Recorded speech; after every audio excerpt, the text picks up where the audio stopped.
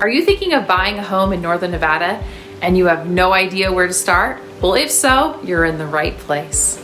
Hi, I'm Shannon Comstock from Remax, and the first thing before doing anything is you need to know what you can actually qualify for when you're buying a home. You need to truly understand the cost of buying a home. So don't just go and put the cart before the horse and hunting and looking around for a home.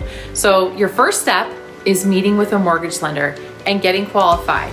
We've got amazing lenders that you can work with that will have your best interests at heart and will make sure you're safe and secure. So don't make the same mistake that others do. They go house hunting before mortgage shopping.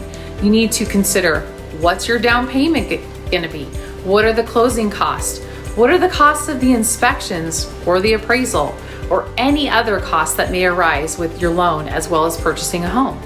We will refer you to our trusted mortgage professionals so we can help you become a homeowner. I look forward to serving you.